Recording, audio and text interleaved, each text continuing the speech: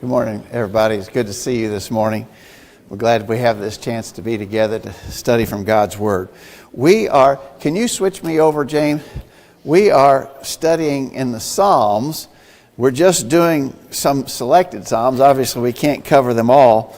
And so the Psalm that we're going to look at this morning is Psalm 52. Psalm 52. So if you want to turn your Bibles there, and I've got it on the screen here, and we'll try to make some comments as we go along. But we also want to get some background for the writing of this psalm.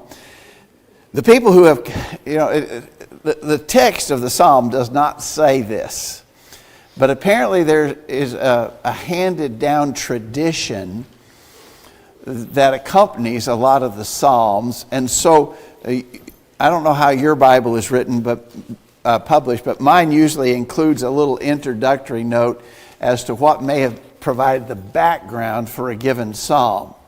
And in this one seems to be related to the time when David was fleeing from Saul. Remember, Saul was seeking, out of jealousy, Saul was seeking to kill him. And David was fleeing from Saul, and he went to where the tabernacle was at that time. Turn to 1 Samuel chapter 21. In 1 Samuel chapter 21, verse 1, then came David to Nob, to Abimelech the priest, and Abimelech was afraid at the meeting of David, and said unto him, Why art thou alone, and no man with thee? And David said to Abimelech the priest, The king hath commanded me a business, and hath said unto me, Let no man know anything of the business whereabout I send thee, and what I have commanded thee, and I have appointed my servants to such and such a place. Now therefore, what is under thy hand? Give me 5 loaves of bread in mine hand, or what there is present. And the priest answered David and said, There is no common bread under my hand, but there is hallowed bread, if the young men have kept themselves at least from women. And David answered the priest and said to him, Of a truth, women have been kept from us for about these 3 days, since I came out, and the vessels of the young men are holy. The bread is in a manner common, yea, though it were sanctified this day in the vessel. So the priest gave him hallowed bread, for there was no bread there but the showbread that was taken from before the Lord, to put hot bread in the day when it was taken away. Now a certain man of the servants of Saul was there that day, detained before the Lord, and his name was Doeg the Edomite, the chiefest of the herdsmen that belonged to Saul. All right, so the gist of this is David's not right on this deal. This text is commonly used to try and justify what we refer to as situation ethics. Under extreme circumstances, the rules of God can be violated if the situation justifies that. It's the ethics of the moment are determined by the situation that you're in. A lot of people reason this way. I don't usually lie, but I might have to tell a lie in a certain circumstance to protect somebody. I don't want somebody's feelings to get hurt, and so I might tell a lie in this circumstances because I feel like the outcome is necessary. That's situation ethics. That's not right. The Bible does not justify situation ethics at all. But this account of David eating the showbread at the tabernacle, this is a case where situation ethics is often, that's where they go to try and prove that it's okay. David's wrong in this episode. What David's doing is wrong. Did you notice that he even lied leading up to eating the showbread? He said, the king, verse 2, the king hath commanded me a business, and said to me, Let no man know anything about the business whereof. That's not true. He had not been sent on a mission by the king. He was fleeing from the king. And so this is a case in the life of David that is not right. And then when we flip over to chapter 22, in chapter 22, verse 17, the king said unto the footmen that stood about him, Turn and slay the priest of the Lord, because their hand also is with David. So this Doeg that we read about, who was there when David and his men ate the showbread, he in turn told King Saul that the priest had given them those provisions. And the king said unto the footmen that stood about him, Turn and slay the priest of the Lord, because their hand also is with David, because they knew when he fled and did not show it to me. But the servants of the king would not put forth their hand to fall upon the priest of the Lord. And the king said to Doeg, Turn thou and fall upon the priest. And Doeg the Edomite turned, and he fell upon the priest, and slew on that day 65 persons that did wear a linen ephod. And then he goes on and says, And Nob, the city of the priests, smote he with the edge of the sword, both men and women, children and sucklings, oxen and asses, and sheep with the edge of the sword. So a big slaughter took place when Doeg the Edomite informed King Saul that David had gotten bread and provisions from the priest Abimelech. This seems to be the background of this story, okay? Apparently tradition carries out that this is what the Jews always believed or related to the writing of this psalm. Just one more comment about this situation ethics business before we move from. Look in the New Testament at Matthew chapter 12.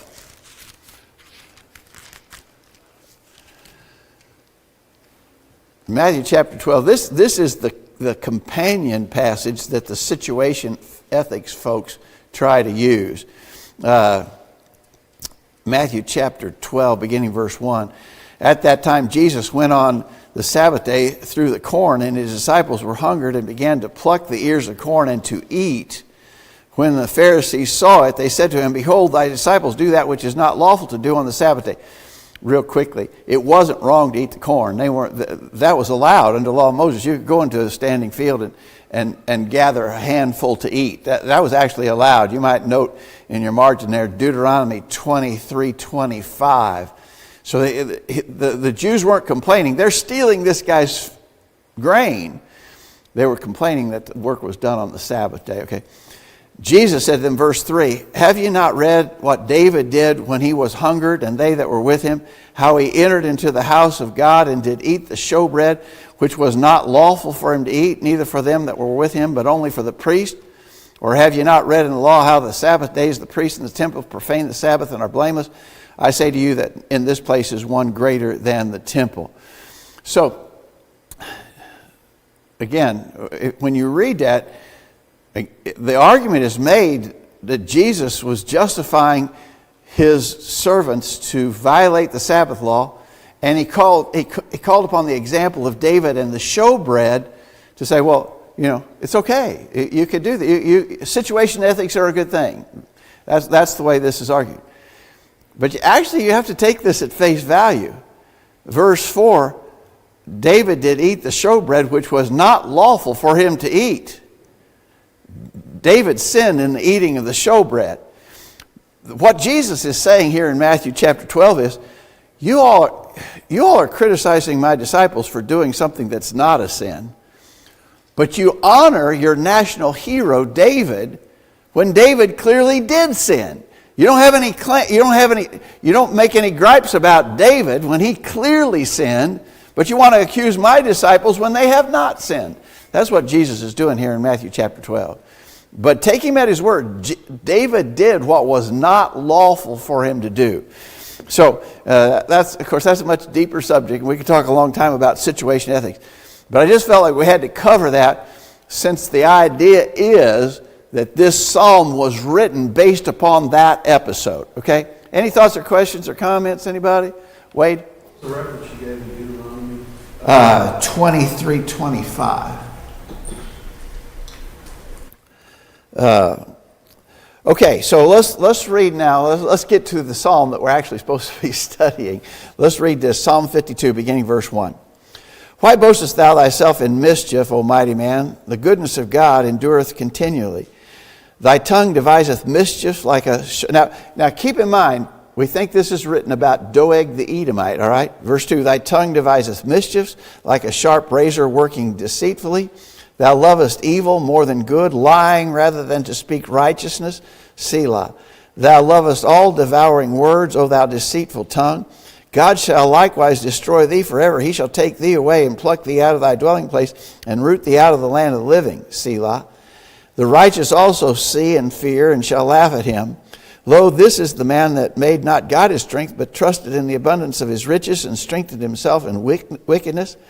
But I am like a green olive tree in the house of God. I trust in the mercy of God forever and ever. I will praise thee forever because thou hast done it. I will wait on thy name, for it is good before thy saints.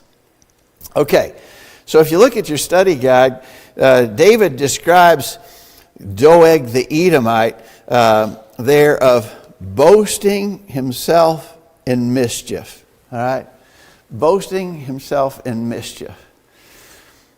I'm thinking that is a very appropriate description of many people in our day and time. People engage in all kinds of sinful activity and they seem to be proud of it.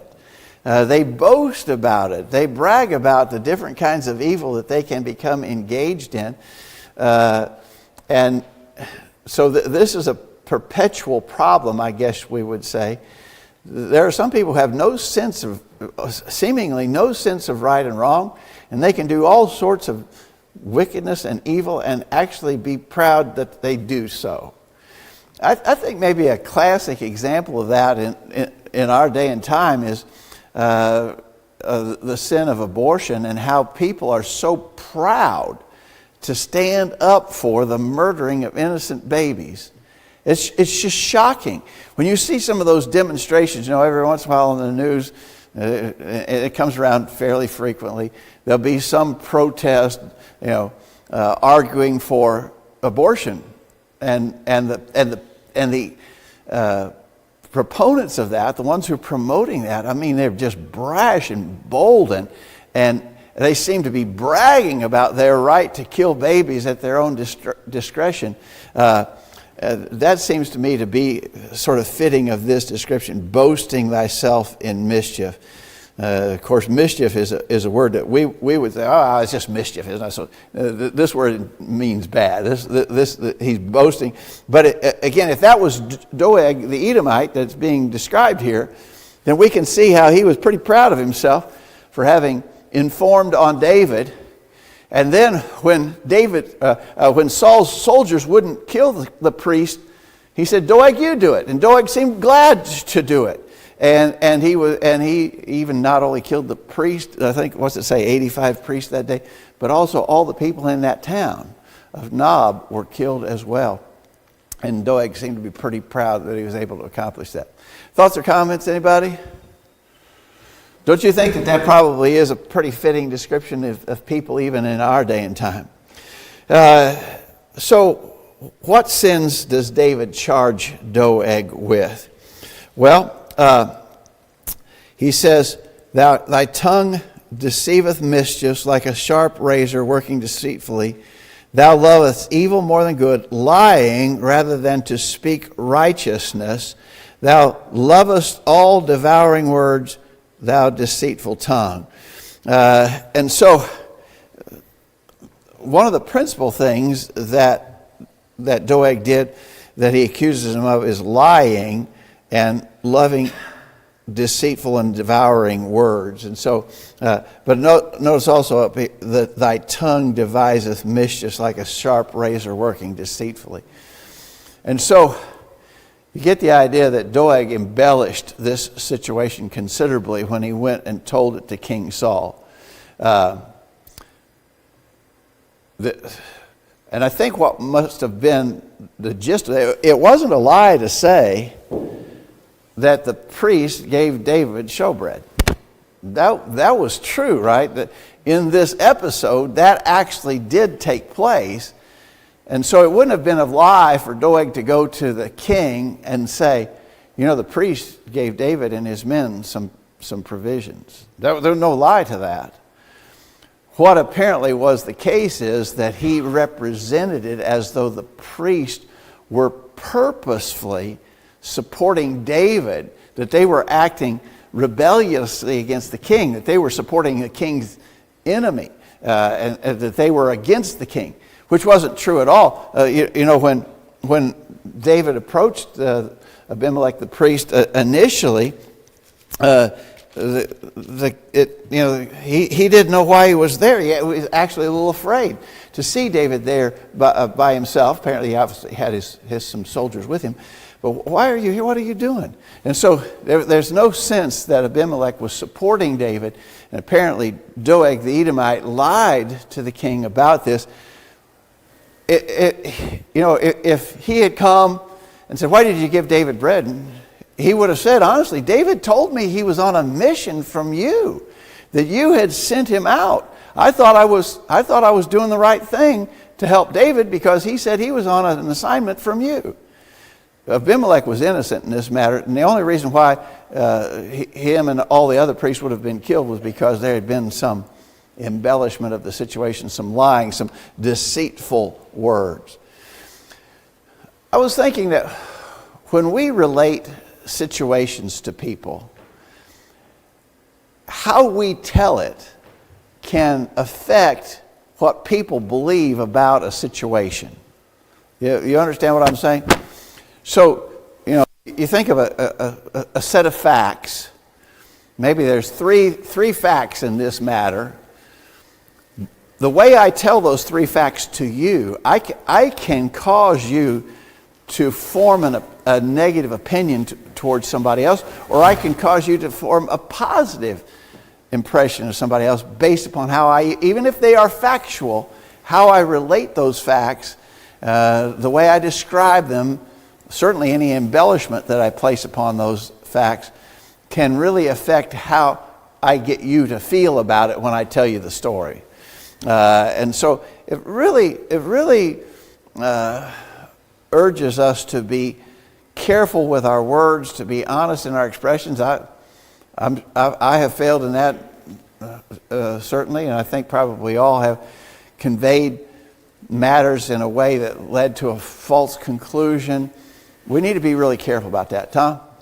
Courts of law, one of the means that a defendant or a prosecutor might go through and do something is trying to discredit a witness. Yeah. And they will maybe present information from the outside that, well, did you ever steal a cookie from your grandmother? Yeah. Yeah. And You're a thief. And they keep building up on that. Well, he's a perpetual liar. Yeah. So you can't really believe anything he says. Yeah. So, when we have an individual like this, he's going to take those advantages. And this guy wasn't just a mediocre guy. He was Saul's head herdsman. Yeah. He had a prominent position in Saul's position, so he had an ability to get Saul's ear and get Saul to listen to him. Yeah, I think that's right. I think that's right. I think we imagine this is to be an easier concept than it really is. This whole idea of being completely honest in our dealings, we got to work at that. I got to work at it. We all got to work at that of being completely honest, because it's easy to just shade the truth just a little to get an outcome that you desire.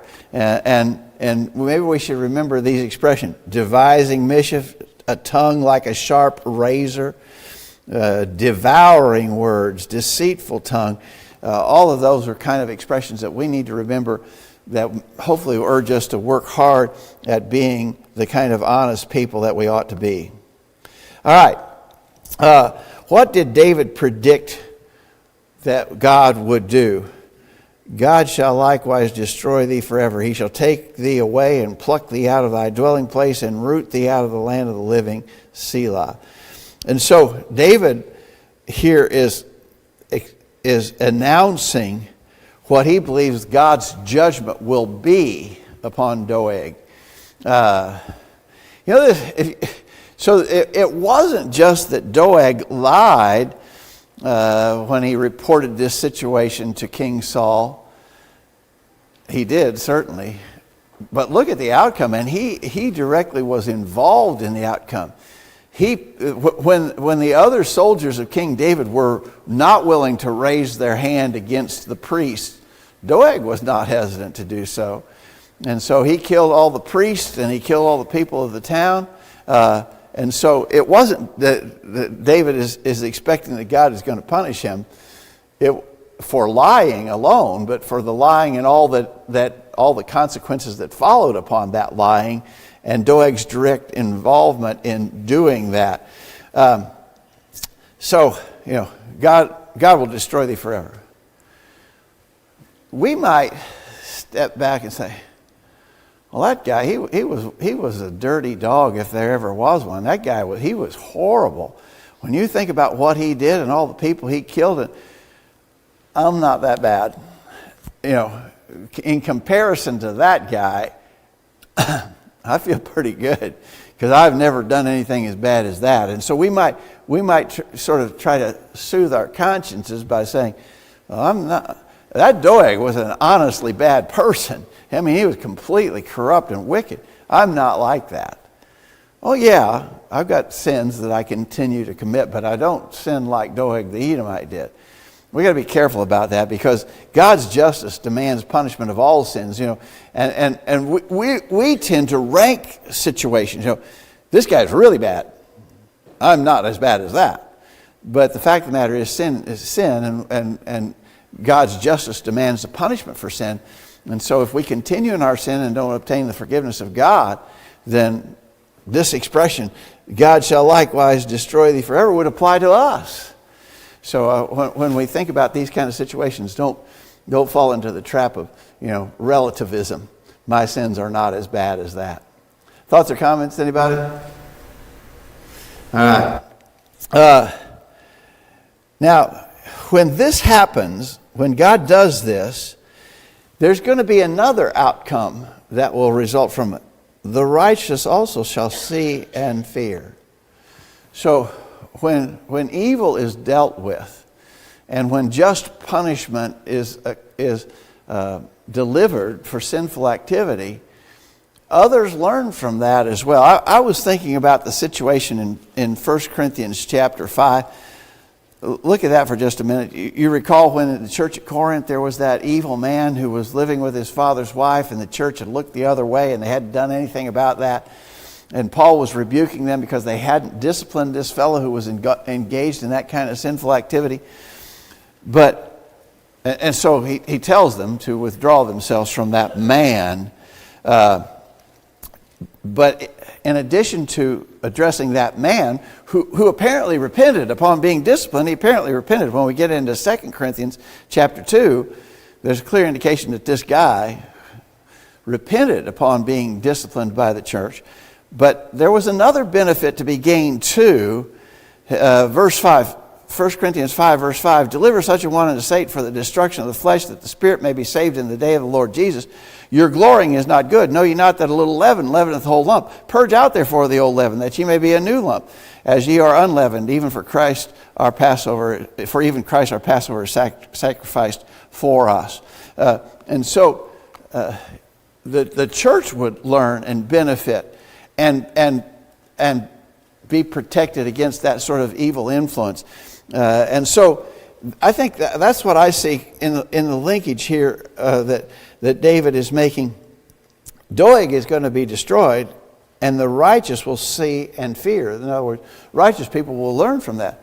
You can't violate God's law and expect to get away with it. Doeg was in a position where he certainly could have imagined himself to be exempt from any punishment for what he did. He was doing what the king said to do. He was doing the king's bidding. When he killed all those people, he was doing what King Saul wanted him to do. Nothing can happen to me. I'm doing the king's will. No, God's going to measure out justice in this, and you'll be destroyed forever, and the righteous will see and fear. So I see sort of a parallel to the situation today where we might have to deal with sin. Nobody likes the business of church discipline. Nobody likes the idea that we might have to withdraw from an unruly member.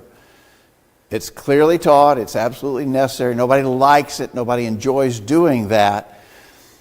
But when we do it for the sake of the one who's in sin. But we also do it for the sake that the righteous will learn from that too. The church will learn and gain a lesson. what do you think about this last expression in that verse 6? They shall laugh at him. So Doeg is going to be punished for his evil. The righteous will learn from that. But the righteous will also laugh at him when he receives the punishment that he's going to get. How would you explain that? Any thoughts on that? Sometimes you think he should know better. He should know better. Yeah. Yeah. I think the word laugh is. You know, we only think of laughter in the idea of joviality, happy. Another version uses the word shall hold him in derision instead of will laugh at him. In other words, he's going to be held up as a it's not that we're going to laugh, we're happy that he got what he had coming. It's that we will hold him in derision. This guy's an evil, wicked person. And so what are we here? We're about 3,000 years removed from when this episode took place. And we're still talking about what a terrible person Doeg the Edomite was, right? And so I think that the righteous will see, they will fear, but they will also, this guy will be remembered. His reputation for his incredible wickedness will be talked about from now on, and the righteous people will see that, and they will hold him in contempt for what he did. Any thoughts here or comments? Okay.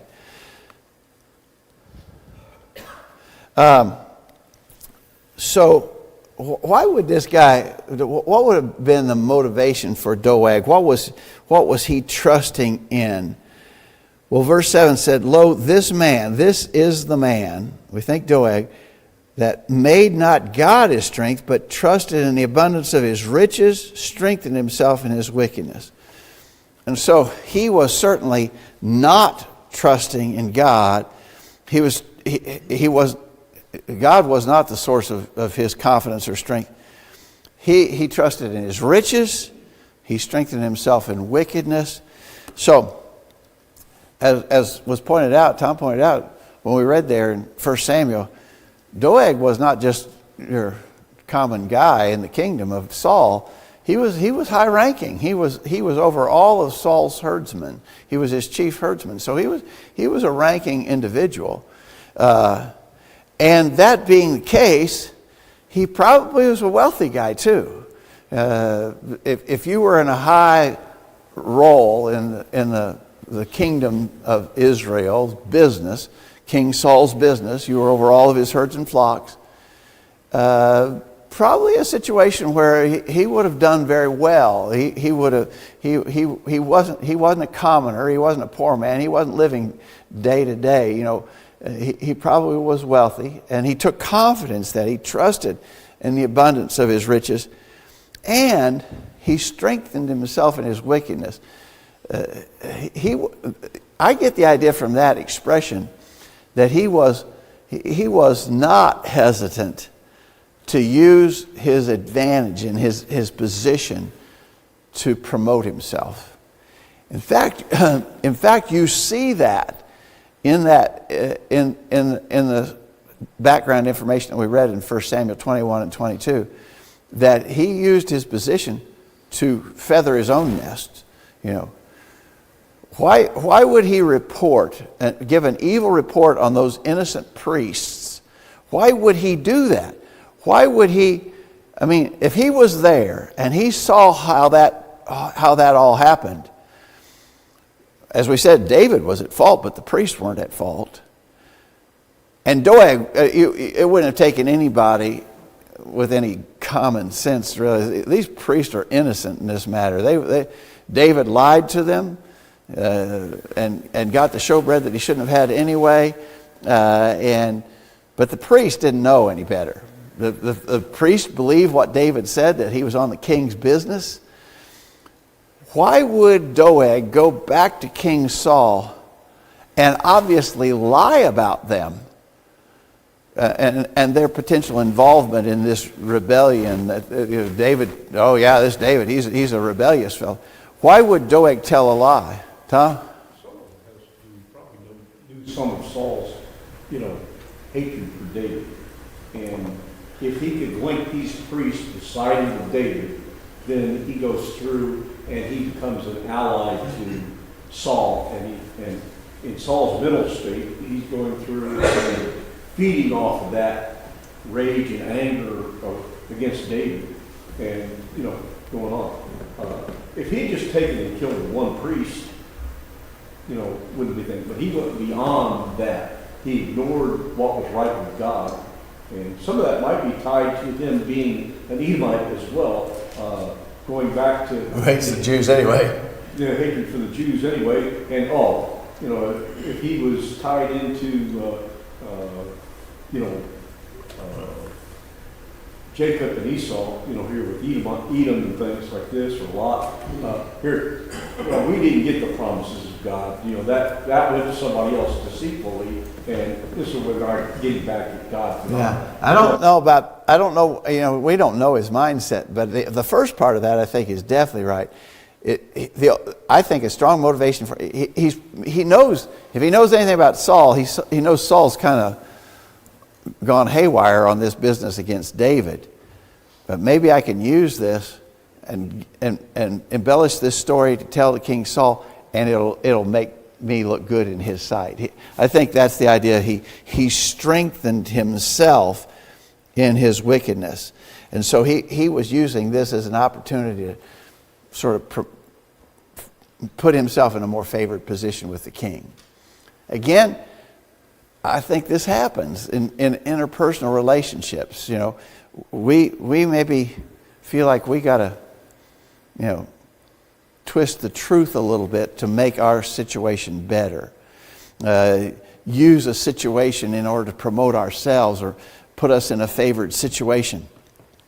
And that's what Doeg did, and that's what David is saying is the problem here. The problem is God wasn't his strength. He wasn't doing righteously. He was doing what he was doing out of a trust in his own position and his own already rich, but maybe trying to get richer, promoting himself in that way. The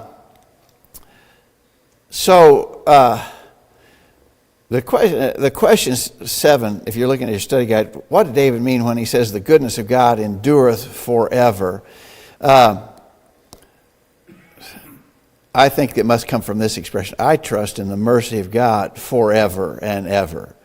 He says, I am like a green olive tree in the house of the Lord.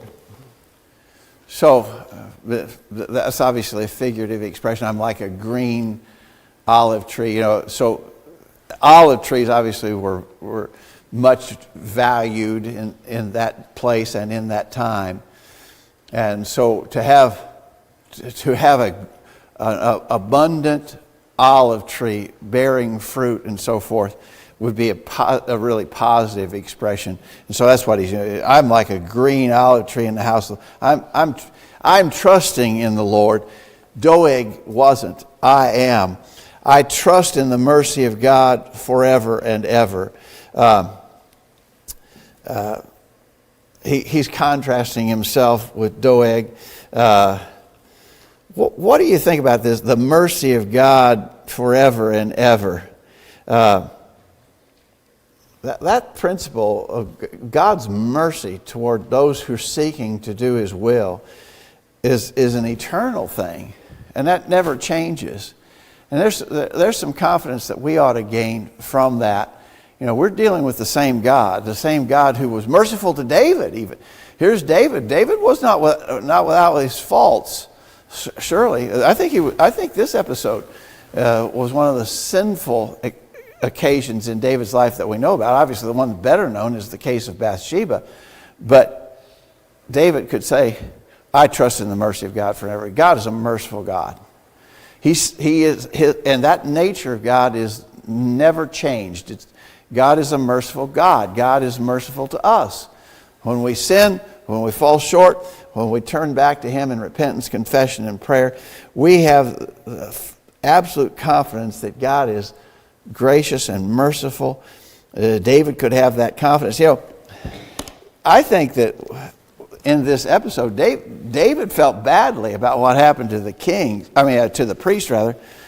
If you go back to 1 Samuel 22, after Doeg had slaughtered the priests and all the people in that city. In 1 Samuel 22, verse 20, one of the sons of Abimelech, the son of Ahitub, named Abiathar, escaped and fled after David. And Abiathar showed David that Saul had slain the Lord's priest. But notice this next verse. This is 1 Samuel 22, 22. David said to Abiathar, I knew it that day when Doeg the Edomite was there that he would surely tell Saul, I have occasioned the death of all the persons of thy father's house. So I think David felt guilty about this. He knew that his lies to the priest had brought about this slaughter. And he even said, I knew it was going to happen. I knew when I saw that Doeg was there that he'd go back and tell Saul all about this. And so I don't think David is claiming that he was sinless or totally righteous in the matter, but his confidence was not in himself. I trust the mercy of God forever and ever. We're not perfect. We sin from time to time. And we've got to be of such a heart that we trust that when we turn to God in repentance, confession, and prayer, that He's a merciful God who can forgive us. Thoughts or comments, Tom? David also, it sort of shows that he recognized the consequences of, what he did with the lie. Yeah. And it was there even when he's, it's like when I saw him, I knew I shouldn't have said what I said. Yeah. Because I knew it was going to get back to Saul. Yeah. But I was desperate. I did what I did. There's a lot of things that we just don't have information for. Why wasn't there any other bread to get through? Well, evidently Saul was pursuing David, and he was in a hurry. There had to have been some other provisions somewhere around there, but he was, like you say, he was in a hurry. He wanted to get on, and this was convenient. And like I said, even if the priests, they had probably other things, they could have taken and baked other bread or done something for it. And that would have taken time, and that would have allowed Saul to catch up to him things. So, we look at the situation. Sometimes we try to justify things by, like you said, situations. And sometimes those situations, when we do that, it causes other consequences that we can't undo. Yeah, I think you're right. Okay.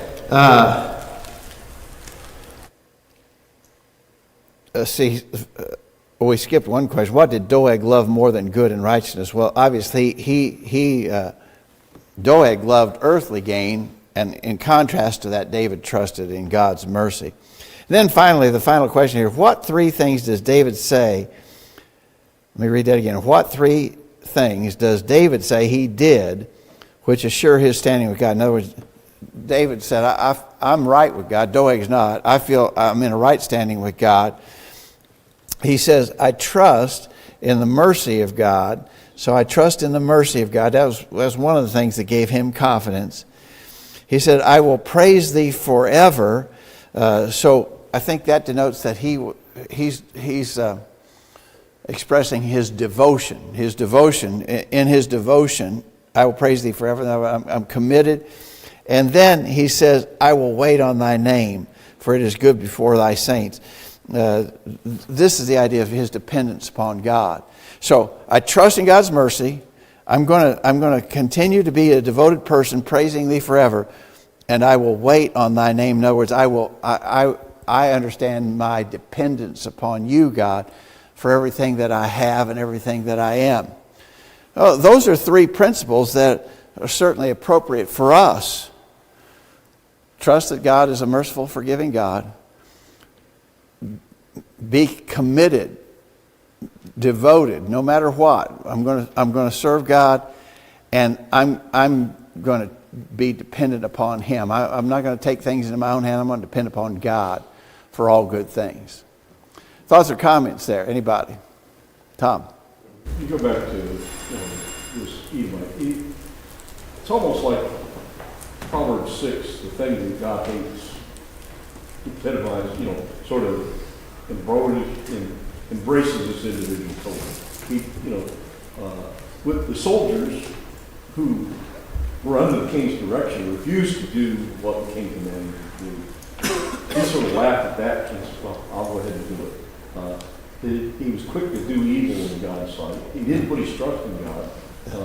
he turned against all these things. So when we start looking at these things, we can see how those provisions there in Proverbs 6 sort of embodies an individual that's evil in that way. You know, not to beat a dead horse here, but the idea is, so much of this is like it could have been written today. Human nature hasn't changed in all these thousands of years. People still think and act in the same wrong ways, and we got to be on guard against that. Any other thoughts or comments? All right, thanks everybody for being here and for our discussion. Let me look ahead here. The next psalm that we'll do next Sunday, Lord willing, is Psalm 56. Psalm 56. And you might do some reading about what maybe provoked the writing of that psalm before our class next week. Thanks, everybody.